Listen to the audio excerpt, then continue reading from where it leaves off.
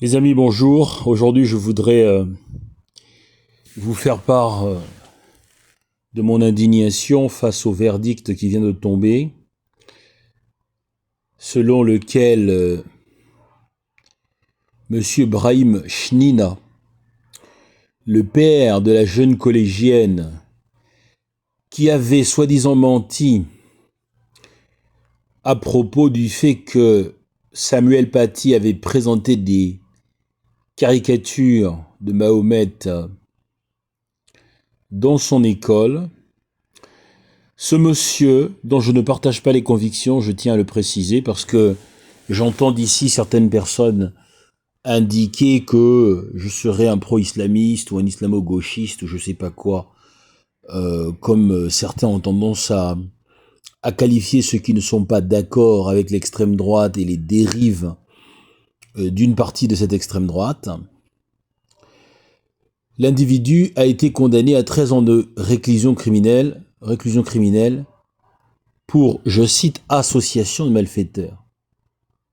Alors moi j'ai une question, comment peut-on être en association de malfaiteurs avec quelqu'un qu'on ne connaît pas? Ça n'a aucun sens. Aucune espèce de sens d'un point de vue strictement juridique. Cette condamnation doit tous nous interpeller parce qu'aujourd'hui c'est lui, demain ça peut être vous, mesdames et messieurs. Depuis l'affaire Mohamed Merah, la justice française, dans le cadre des attentats terroristes islamistes, n'est plus dans la justice mais dans la vengeance. Les autorités françaises sont incapables, je dis bien incapables, de parer à la vague d'attentats islamistes qui déferlent dans le pays.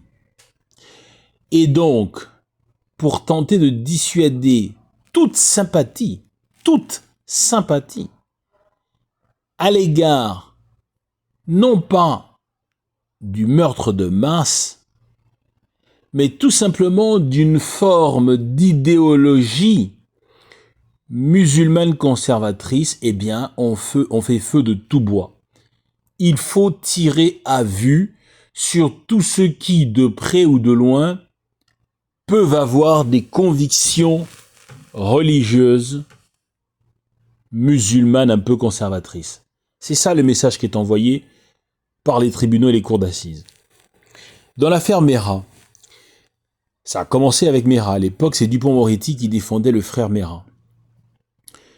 Comme ils ont été incapables, infichus, de prévenir les crimes odieux de Merah, eh bien, ils se sont acharnés sur le frère, puis sur la sœur, puis sur toute la famille, au motif qu'ils étaient d'une certaine façon coupables parce qu'ils partageaient les mêmes convictions religieuses que Merah. Mais c'est une chose que de partager des convictions conservatrices, c'est une autre chose que de passer à l'acte et de tuer des gens. Vous ne pouvez pas prétendre que un père qui accompagne son enfant à l'école le matin en voiture doit être condamné pour association de malfaiteurs si l'enfant, une fois rendu à l'école, commet une fusillade ou tue ses collègues, ses camarades. C'est exactement ce qui a été fait dans ce cas-là, c'est ça que vous devez comprendre. Vous allez probablement entendre cette affaire à la télévision, on vous dira que justice a été faite pour Samuel Paty, que des islamistes ont été condamnés, et vous serez content en disant très bon débarras, les Arabes, tout ça. Mais j'ai envie de vous dire attention. Hier c'était les Juifs, aujourd'hui c'est les Arabes, au milieu ça peut être n'importe qui d'entre nous.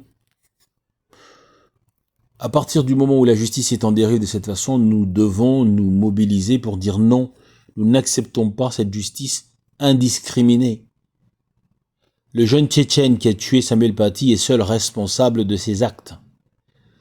Parce que si on considère que le papa qui n'a fait que dénoncer le fait que des caricatures aient été montrées à ses enfants, quelles que soient ses motivations, est maintenant responsable du meurtre de Samuel Paty par un individu que lui-même ne connaissait même pas et qui a eu lieu à l'autre bout de la France, alors dans ce cas, mesdames et messieurs, je dis que Marine Le Pen doit être condamnée pour les meurtres de Christchurch en Nouvelle-Zélande, puisque le meurtrier de Christchurch a clairement indiqué qu'il avait tué des musulmans au seul motif qu'il avait peur du grand remplacement prôné par Marine Le Pen, et il la cite comme étant à l'origine de son inspiration criminelle. Marine Le Pen n'est pour l'instant pas en prison, en tout cas pas pour ça. Il n'y a pas de raison qu'un kidam, parce que musulman, fasse l'objet de condamnation aussi téléphonée. C'est inacceptable pour un État de droit.